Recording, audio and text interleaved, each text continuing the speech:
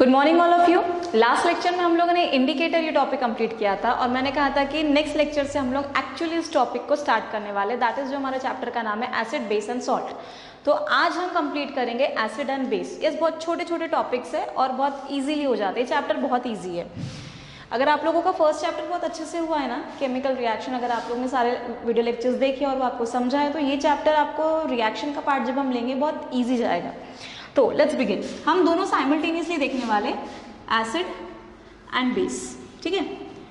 अभी देखो, एसिड की अगर मैं बात करूं, जितने भी केमिकल सब्सटेंस है जो सॉर टेस्ट होते हैं they are acidic in nature, और जो बेस होते हैं ये वो केमिकल सब्सटेंस है which are bitter in taste, ठीक है। ये एक चीज़ है, हमको ये ध्यान में रखना है कि acid, the chemicals compounds which are sour to taste are called as acid. The chemical compound which are bitter to taste are called as base, ठीक है। अभी सबसे पहले हम डिस्कशन करेंगे पूरी तरह से एसिड के ऊपर, ठीक है। चलो लेट्स बिगिन। एसिड की अगर मैं बात करूं तो ये बेसिकली दो टाइप के रहेंगे, एक रहेगा स्ट्रॉन्ग एसिड और एक रहेगा वीक एसिड। सिमिलरली अगर मैं बेस की भी बात करूं तो बेस भी दो ही टाइप के, एक रहेगी स्ट्रॉन्ग बेस और एक रहेगी वीक बेस, ठीक है। अभी स्ट्रॉन्ग और वीक क्या है ये समझने के पहले हम बेसिक एसिड में जितने भी एसिड्स है या जितने भी बेस है उनमें सबसे कॉमन चीज़ क्या है वो देखना है। अगर मैं एसिड की बात करूं, कोई भी एसिड लो आप, सपोज मैं एग्जाम्पल लेती हूँ hydrochloric acid, HCl is called as hydrochloric acid. अगर मैं एक और बात करूँ सल्फ्यूरिक एसिड H2SO4, इसे कहते हैं हम लोग सल्फ्यूरिक एसिड, ठीक है। अगर मैं बात करूँ एसिटिक एसिड, कहाँ लिखूँ, यहाँ CH3COOH, so it is acetic acid, ठीक है। मैं किसी भी एसिड की बात करूँ so the common thing which you will find in all these acid is the H ion. It means what, जब ये डिसोसिएट होते हैं का डिकम्पोजिशन रिएक्शन में हम देखा था डिसोसिएशन क्या होता है, स्प्लिटिंग। जब ये स्प्लिट अप होते हैं तो ये H प्लस और Cl-, इसका मतलब ये जो है ये अपना इलेक्ट्रॉन इसको दे देगा, it will become H plus and Cl-। इसकी भी अगर मैं बात करूँ तो यहाँ क्या होगा H plus and SO4 minus. इसकी वैलेंसी कितनी है SO4 की 2, इसलिए कितने इलेक्ट्रॉन एक्सेप्ट कर सकता है 2, ठीक है। ये जो हाइड्रोजन है, कितने हाइड्रोजन है हमारे पास में 2। देखो कैसा होता है, एक हाइड्रोजन ऐसे सल्फेट कंपाउंड सल्फेट ग्रुप से अटैच्ड होते हैं। ये अपना इलेक्ट्रॉन इसे दे देगा, ये अपना इलेक्ट्रॉन इसे दे देगा।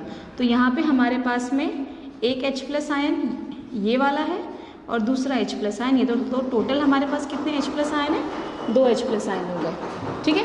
अभी यहाँ पे भी इसकी अगर मैं बात करूँ, ये थोड़ा उल्टा लिखा हुआ है, एक्चुअली इसे लिखना अलग तरीके से ये था। अगर ये स्प्लिट होता है, ठीक है, तो it will form H plus ion, मतलब ये जो है ये अपना इलेक्ट्रॉन इस ग्रुप को दे देगा, so it will become CH3COO negative.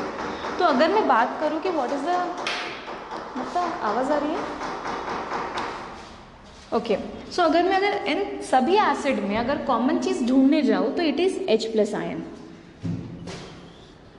Is it clear? Actually अगर आप हायर स्टडीज़ करते हो तो केमिस्ट्री में, तो आपको पता चलता है कि 12th में ही, हायर स्टडीज़ की भी इतनी ज़रूरत नहीं है।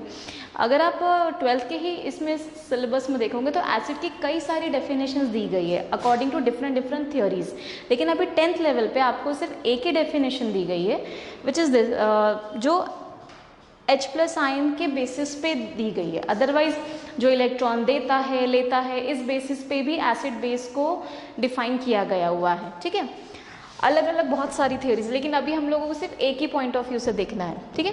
तो जितने भी एसिड होंगे उनमें वो वीक रहे या स्ट्रांग रहे, अभी स्ट्रॉन्ग और वीक क्या है ये हम बाद में डिस्कस करेंगे। अभी पहले ये समझो कि जितने भी एसिड रहेंगे इन सब में एक ही कॉमन फैक्टर रहेगा, that is H plus ion.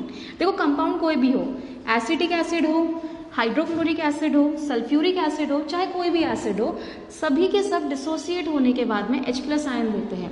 तो मैं ऐसा भी बोल सकती हूँ कि the compounds which on dissociation gives H plus ion is called as acid. Ma'am कुछ नहीं समझा।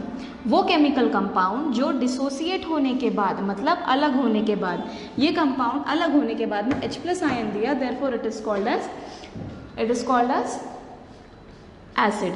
अभी जैसे यहाँ पे बात करते हैं मैम, फिर अभी एक सेकेंड एग्जाम्पल देखते हैं। NaOH। अभी जैसे हमने कहा था कि जितने भी एसिड होते हैं उनमें कॉमन फैक्टर क्या होता है, H प्लस आयन। अब देखते हैं यहाँ पे H प्लस आयन निकलता क्या। ये जब स्प्लिट होता है तो ये Na प्लस और OH माइनस देता है, because OH is a group. ये अपना इलेक्ट्रॉन जो है इस ग्रुप को दे देगा, ठीक है। तो Na प्लस OH माइनस, देखो इस कंपाउंड में भी H था, या फिर यहाँ देखते हैं ना, क्या है ये इग्नोर ना इस कंपाउंड में भी OH है, राइट। इस कंपाउंड में भी OH है, मैं इसे यहाँ लिख रही हूँ CH3COOH। यहाँ पे भी OH है और यहाँ पे भी OH है, बट द थिंग इज ये स्प्लिट होने के बाद में क्या मिल रहा है हमें, Na और OH सेपरेट हो रहा है। लेकिन वहीं पे यहाँ देखो, यहाँ हमें OH मिला क्या, नहीं, यहाँ हमें CH3COO मिला और H प्लस आयन मिला। सो बेसिकली सिर्फ H होने से कोई कंपाउंड एसिड बनता है क्या, नहीं। यहाँ पे भी H है, यहाँ पे भी H है, इसलिए मैंने जानबूझ के ये एग्जाम्पल लिया जिसमें OH आपको दिख रहा है ये।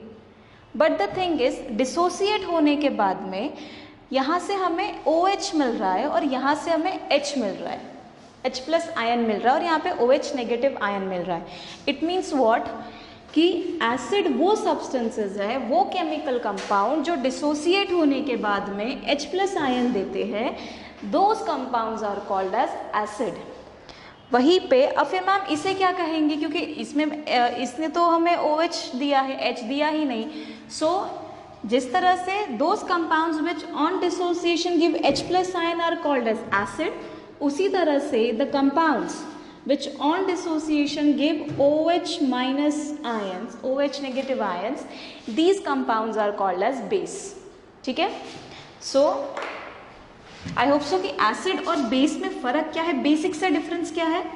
जिस तरह से जितने भी एसिड है इनमें सबसे कॉमन चीज़ कौन सी है, एसिड कोई भी हो, कॉमन चीज़ कौन सी है इनमें, they have H plus ion. उसी तरह से अगर मैं बेस की बात करूँ तो जितने भी बेस होंगे, ठीक है, जितने भी बेस हो गए इनमें एक कॉमन चीज़ क्या रहेगी, OH माइनस आयंस, ठीक है। बट क्योंकि मैंने आपको पहले ही बताया कि आपके सिलेबस में सिर्फ एक ही पॉइंट ऑफ व्यू से एसिड बेस को एक्सप्लेन किया गया हुआ है, 12th स्टैंडर्ड के हिसाब से अलग अलग थ्योरीज के अकॉर्डिंग, अलग अलग फेनोमेनास के अकॉर्डिंग एसिड बेस को क्लासीफाई किया जाता है, मीन्स उन्हें डिफाइन किया जाता है। तो यहाँ पे सिर्फ आपको फिलहाल अभी यही ध्यान रखना है कि सिर्फ OH वाले नहीं बल्कि carbonates and bicarbonates, metal carbonate and metal bicarbonates, ये H का मतलब होता है बाय, ठीक है। या फिर आप इसको मतलब ये जो फॉर्मेट होगा metal carbonate and metal bicarbonate, जैसे कि NaHCO3, NaCO3, this is called as sodium carbonate and this is called as sodium bicarbonate. ये H स्टैंड्स फॉर बाय, या फिर आप इसको हाइड्रोजन भी बोल सकते हैं, ऑब्वियसली हाइड्रोजन ही बोलते हैं, सोडियम हाइड्रोजन कार्बोनेट, या फिर आप उसे हाइड्रोजनेटेड कार्बोनेट भी कहते हैं, या फिर उसे आप सोडियम मेटल बाय, जो भी मेटल हो यहाँ पे, मैग्नीशियम हो या कोई भी मेटल हो, या तो आप उसे बाइकार्बोनेट्स बोलो या फिर आप उसे हाइड्रोजनेटेड कार्बोनेट्स बोलो या फिर आप उसे हाइड्रोजन कार्बोनेट बोलो, आप किसी भी तरीके से उसे याद रख सकते हो, बस ये H का मीनिंग याद रखना, ठीक है। अभी ये भी जो होते हैं ना, जो जितने बाइकार्बोनेट्स या कार्बोनेट्स हैं, इट मीन्स बाइकार्बोनेट्स वाले कंपाउंड या फिर कार्बोनेट्स वाले compound, these are also bases. अब मैम ये इनमें तो कहीं पे भी OH नहीं निकल रहा, मैंने आपको पहले ही बताया कि अलग अलग थ्योरी के अकॉर्डिंग इन्हें डिफाइन किया गया हुआ है, ठीक है। एसिड के केस में ऐसा कुछ है क्या? नहीं। अभी इतना क्लियर हुआ, ठीक है। अभी यहाँ पे कॉमन चीज़ क्या होती है? H+ आयन, यहाँ पे कॉमन चीज़ क्या होती है? OH- ion. Bicarbonates and carbonate are also bases. अब यहाँ सीखते हैं हम लोग। इसके अलावा स्ट्रॉन्ग एसिड और वीक एसिड या फिर स्ट्रॉन्ग बेस या वीक क्या होता है ये समझते हैं। देखो सपोज ये कंपाउंड है, ठीक है, ये डिसोसिएट हुआ और A+ और B- दिया, ठीक है। सपोज 2 मॉलिक्यूल थे तो बराबर हमें 2 मिले, डिसोसिएट हुआ, ये मिल गया। अब सेकेंड सिचुएशन देखते हैं क्या हो रहा है। 2 कंपाउंड, 2 मॉलिक्यूल्स थे, XY ले लेते हैं ताकि आपको कंफ्यूज ना हो। 2 मॉलिक्यूल थे, ये डिसोसिएट हुआ पहले बड़े अच्छे से, 2X और 2Y, ठीक है। लेकिन थोड़ी देर बाद क्या हो गया, इसमें से जो मतलब अगर मैं ऐसा लिखूं कि ये X+X+ और ये Y-Y-, ऐसे हमें डिसोसिएट होके 2 X+ आयन्स मिले और 2 Y- आयन्स मिले। अब थोड़ी देर बाद क्या हुआ, इसमें तो ये पूरा के पूरा डिसोसिएट हो गया और हमारे कंटेनर में बस यही बचा हुआ है। लेकिन इस केस में क्या हो गया, ये जो थे ना ये वापस से कंबाइन हो गए। अब कंबाइन हो गए, कॉम्बिनेशन रिएक्शन हो गई। तो ये जो रिएक्शन जो पहले एक डायरेक्शन में जा रही थी कि XY डिसोसिएट होके X+ और Y- बना, अब ये जो 2 हमें आयन्स मिले थे उनमें से एक आयन वापस से कंबाइन हो गए, डबल कंबाइन हो गए, और वो अब वापस कंबाइन हो जाएंगे तो क्या बनेगा, वापस से XY। इसका मतलब मुझे बताओ हमें मिलना क्या चाहिए था,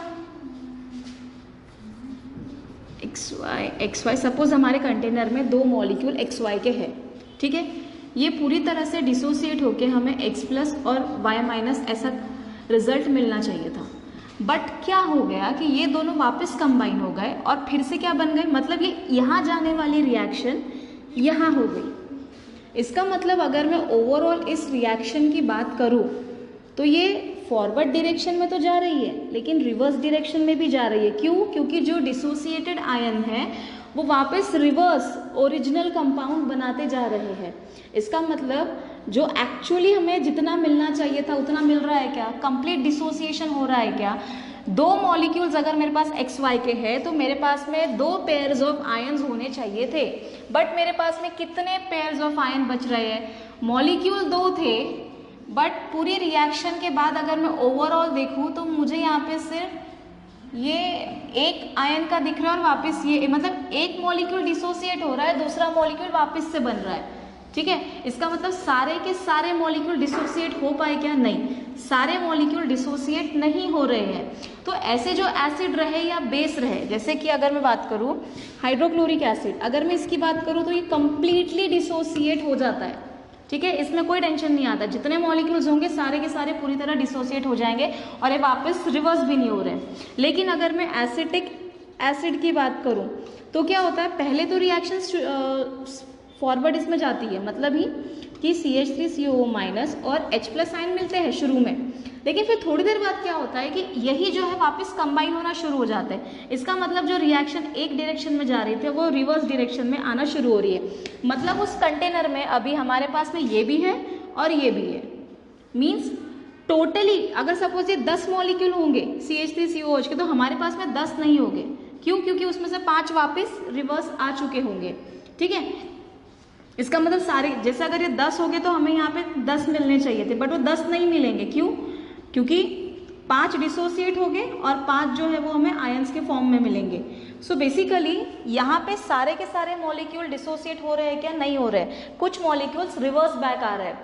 इसका मतलब हमें फुल फ्लेज में H+ आयन मिल पा रहा क्या? सिंपल सी बात है ना, अगर सपोज 10 मॉलिक्यूल थे, 10 मॉलिक्यूल डिसोसिएट होके 10 H+ आयन बनाया, first condition. Second condition, 10 molecules थे, 10 डिसोसिएट होके 10 तो पहले H प्लस आयन बनाया, लेकिन उसमें से जो 5 थे वो वापस रिवर्स हो गए, तो एट लास्ट हमारे पास में बचा कितने, 5 H प्लस आयन बचे। मतलब हमने मॉलिक्यूल तो 10 यूज़ किए, लेकिन हमको H प्लस आयन कितने मिले, सिर्फ 5।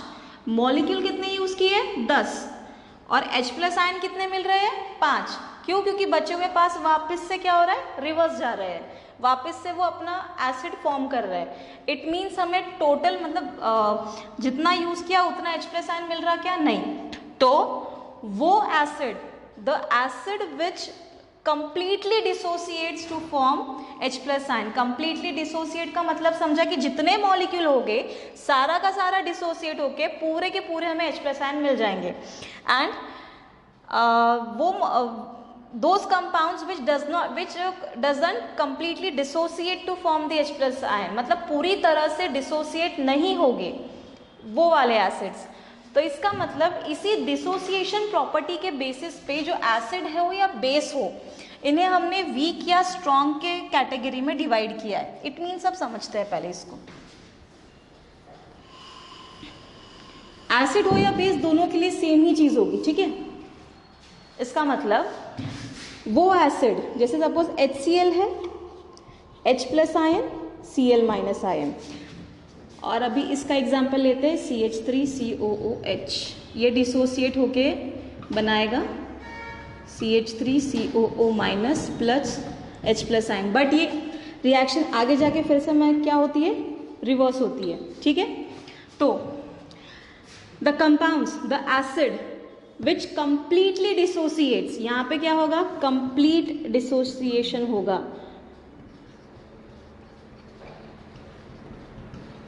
The acids which completely dissociate to form H plus ion are called as strong acid, ठीक है। वहीं पे the acid which does not या फिर which dissociates incompletely या फिर which shows incomplete dissociation, the acid which shows incomplete dissociation to form the H plus ion is in the solution is called as weak acid। Clear हो गया। जब हम acid का कोई सॉल्यूशन बनाते हैं, अगर वो एसिड कंप्लीटली डिसोसिएट होकर टोटल नंबर ऑफ हमें H प्लस आयन दे देता है तो उसे हम कहते हैं स्ट्रॉन्ग एसिड। वहीं पे वो एसिड जो कि हम जब सॉल्यूशन बनाते हैं तो हमें कंप्लीटली सारे मॉलिक्यूल्स का H प्लस आयन नहीं दे पाता है, वो कंप्लीटली डिसोसिएट नहीं होता है। क्यों नहीं होता है, क्योंकि वो रिएक्शन रिवर्स आ रही है, इसलिए उसे हम कहते हैं वीक एसिड। समझ में आया। सेम जैसे यहाँ पे हमने H प्लस का लिया, बेस के केस में OH का रहता है। एग्जाम्पल के लिए अगर मैं लूँ तो NaOH, ये कंप्लीटली डिसोसिएट होगा Na प्लस और OH माइनस में। Means those base which completely dissociate to form OH minus ion to is called as strong base, and those base which shows incomplete dissociation to form the OH minus ion is called as the weak base। Is it clear? ठीक है। अभी इसके बाद में तो strong acid, strong base, weak acid, weak base. याद बस ये रखना है कि एसिड के केस में H plus ion completely dissociate होगा, बेस के केस में OH minus ion completely dissociate होके, मतलब हमें जो बेस जो है वो कंप्लीटली डिसोसिएट होके हमें OH माइनस आयन मिलेगा। अगर मैं वीक एसिड की बात करूँ तो एसिड जो भी हमारा रहेगा, अगर वो इनकम्प्लीटली डिसोसिएट होता है तो उसे हम वीक एसिड कहेंगे। वहीं पे अगर बेस की बात करूँ, अगर वो इनकम्प्लीटली डिसोसिएट होता है और हमें पूरी तरह से OH माइनस आयन नहीं मिलते हैं तो उसे हम कहेंगे वीक बेस। क्लियर। अभी apart from this strong acid, strong base, अब एसिड स्ट्रॉन्ग रहे वीक रहे वो मैटर नहीं करेगा, बेस स्ट्रॉन्ग रहे वीक रहे वो भी मैटर नहीं करेगा। इन सबको हम दो कैटेगरी में बोल सकते हैं, या फिर डाइल्यूट या फिर कॉन्सेंट्रेटेड। एक स्ट्रॉन्ग एसिड डाइल्यूट या कॉन्सेंट्रेटेड हो सकता है, एक वीक एसिड डाइल्यूट या कॉन्सेंट्रेटेड हो सकता है। एक स्ट्रॉन्ग बेस डाइल्यूट या कॉन्सेंट्रेटेड हो सकता है, एक वीक बेस डाइल्यूट या कॉन्सेंट्रेटेड हो सकता है। अब डाइल्यूट या कॉन्सेंट्रेटेड का मीनिंग क्या है वो समझते हैं पहले। देखो घर पे सपोज बहुत सारे मेहमान आए हुए हैं या फिर आने के सपोज, और आपने अपने लिए बढ़िया सा नींबू का शरबत बना दिया। उतने में आ गया कोई पर्सन और आपको अब नींबू का शरबत बनाना बहुत जान पे आ रहा है। आपने क्या किया, आधा ग्लास पानी और लिया, अपने पास का जो शरबत था उसमें थोड़ा मिक्स कर दिया, मतलब आपने कोई एसिड डाला, आपने नींबू लिया क्या? नहीं। आपने शक्कर ली क्या? नहीं। आपने नमक लिया क्या? नहीं। आपने बस उसमें पानी ऐड कर दिया। जो अच्छा मीठा मीठा आपने बनाया था वो थोड़ा सा फीका हो गया, राइट। लेकिन आपने देखा कि उसके पीछे उसका बेबी भी आ रहा है मेहमान के साथ में, तो आपने थोड़ा और पानी ऐड कर दिया और दे दिया। तो बेसिकली अभी जो आपने किया वो क्या किया, जो शरबत आपने बनाया था उसमें बस आपने क्या करते गया, पानी ऐड करते गए। इसका मतलब उसमें शरबत के लिए बेसिक चीज़ें क्या चाहिए, नींबू चाहिए, देन अपना शक्कर चाहिए, नमक चाहिए, जो क्वांटिटी उतनी ही थी, आपने बस पानी का कंटेंट बढ़ाते गया। इसके वजह से क्या हो गया, जितनी क्वांटिटी में आपने पहले 1 गिलास शरबत बनाया था उतनी ही क्वांटिटी में अब आपने 5 गिलास शरबत बना दिए। तो जो फीका टेस्ट किसका आएगा, जो 5 गिलास बनाया था उसका या जो 1 गिलास था उसका? ऑब्वियसली जो 5 गिलास आपने बनाया था पानी यूज करके। देखो शक्कर, नमक और जो नींबू था वो उतना ही है, आपने वो ऐड नहीं किया है, ठीक है। आपने बस पानी ऐड करते गए हो क्योंकि आपको वो लोग पसंद नहीं थे और आपको अपने घर की शक्कर और नमक और नींबू वेस्ट करना नहीं था, इसलिए आपने क्या किया, बस पानी ऐड कर करके उनको वो वाला शरबत पिला दिया। तो यहाँ पे आपने क्या किया, उस शरबत को डाइल्यूट किया। तो जो शरबत आपने मेहमानों को दिया दैट इज डाइल्यूटेड शरबत, और जो आप पीने वाले थे सबसे पहले दैट वाज कॉन्सेंट्रेटेड शरबत। तो इसका मतलब एसिड हो या बेस हो, जब आप वो वीक हो या स्ट्रॉन्ग हो वो मैटर नहीं करता, जब आप उसको पानी से या जब आप उसको वाटर से डाइल्यूट कर रहे हैं, मतलब क्या, जब उसको आप पतला कर रहे हो, पतला कर रहे मीन्स व्हाट, वो तो ऑलरेडी लिक्विड स्टेट में होता है। पतला क्या चीज़ है, मतलब कि जैसे 1 ग्लास ऑफ वाटर है, उसमें आपने 1 ड्रॉप इंक डाली, उसका कलर कैसा होगा, और वहीं पे उसी ग्लास ऑफ वाटर पे आपने 10 ड्रॉप ऑफ इंक डाली, उसका कलर कैसा होगा? ऑब्वियसली जिसमें आपने 10 ड्रॉप डाली है उसका जो कलर है वो थोड़ा डार्क होगा। क्यों? क्योंकि उसमें उस इंक का कंटेंट जो है वो ज़्यादा है, ठीक है। मतलब उसमें उसका परसेंटेज वाइज अगर मैं कैलकुलेट करूँ तो वो 10 ड्रॉप्स वाली जो इंक का ग्लास है उसमें इंक का कॉन्सेंट्रेशन ज़्यादा है। कॉन्सेंट्रेशन मतलब क्या, उसका परसेंटेज, उसका कंटेंट, उसका अमाउंट ज़्यादा है। वहीं पे अगर मैं 1 ड्रॉप इंक की बात करूँ तो उसमें उस 1 ग्लास पानी के कंपैरिजन में उसका कंटेंट कम है, मतलब उसका परसेंटेज कम है, मीन्स उसका कॉन्सेंट्रेशन कम है। एक और एग्जाम्पल लेते हैं, जैसे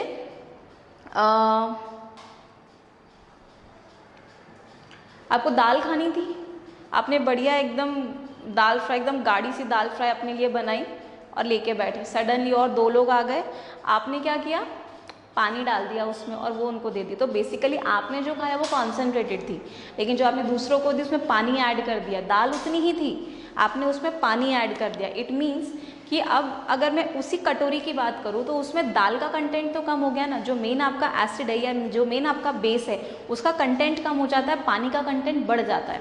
सो स्ट्रॉन्ग एसिड हो या वीक एसिड हो, स्ट्रॉन्ग बेस हो या वीक बेस हो, जब आप उसका परसेंटेज, उसका कॉन्सेंट्रेशन कम हो जाता है उसे हम कहते हैं डाइल्यूट।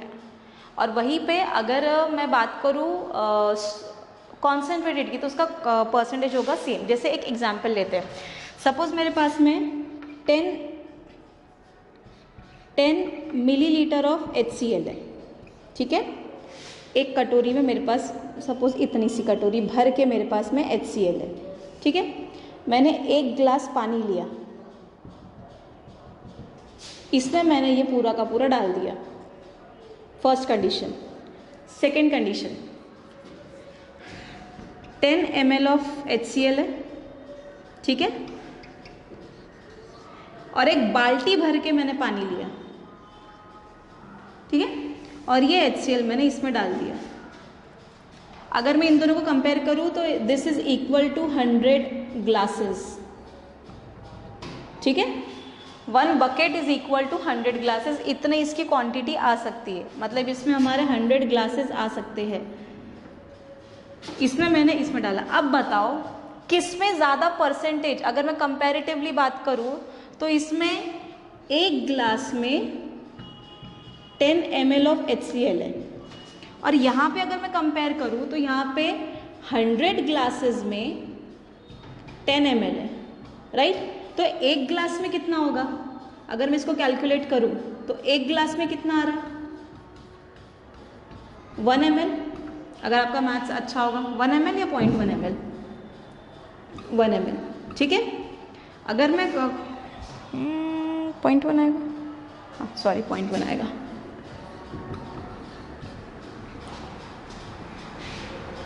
ठीक है। तो बेसिकली अगर मैं यहाँ पे बात करूँ, यहाँ पे कुछ गड़बड़ हो रही है क्या मेरी, सॉरी 1 ml आएगा, okay.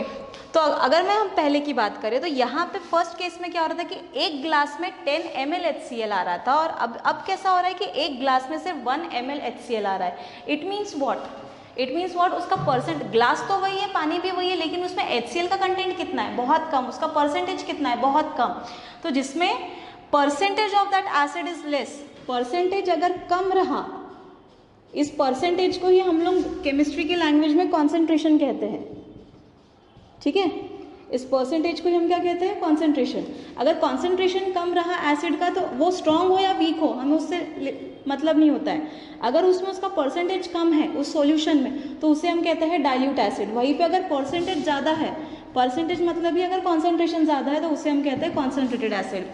Same applies with the base. अगर percentage of OH plus ions, मतलब ही अगर परसेंटेज ऑफ दैट बेस या फिर concentration of that base in the solution is high, तो उसे हम कहेंगे कॉन्सेंट्रेटेड बेस। और वहीं पे अगर उसका परसेंटेज कम है, तो उसे हम कहेंगे डाइल्यूट बेस, ठीक है। आई होप सो कि dilute acid, dilute base, dilute then concentrated acid and concentrated base, ये आपका क्लियर हो गया होगा, ठीक है। 0.1 आएगा रे, 1 नहीं आएगा, छोड़ो। अभी इसके बाद में हाँ एक टॉपिक छोटा सा है आपको, अल्कली क्या होती है। देखो जो वाटर सोल्यूबल बेस है ना, उसे हम अल्कली कहते हैं, बाकी और कोई फर्क नहीं है। जो चीज़ें वाटर में, जो बेस वाटर में सोल्यूबल है, उन्हें हम अनदर लैंग्वेज में अल्कली कहते हैं। जैसे एग्जाम्पल लूँ मैं NaOH। NaOH अगर वाटर सोल्यूबल है तो उसे हम कहेंगे अल्कली, अगर नहीं है तो उसे हम सिर्फ बेस ही कहेंगे। तो मैं ऐसा बोल सकती हूँ कि बेस अगर ये है आपका वेन डायग्राम में बनाऊँ तो ये है अल्कली। जो वाटर सोल्यूबल होगी वो अल्कली, जो नॉन सोल्यूबल होगी वो, उन्हें हम सिर्फ बेस कह के बुलाएंगे। सो मैं ऐसा बोल सकती हूँ क्या कि all the bases are alkali? No, all alkali are base, yes, ठीक है।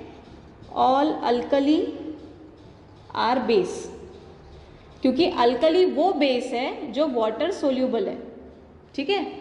लेकिन सारी की सारी बेस अल्कली है क्या? नहीं, क्योंकि बेसेस दो टाइप की होती है। Base are of two type, या तो वो वाटर सोल्यूबल होगी या फिर इनसोल्यूबल होगी।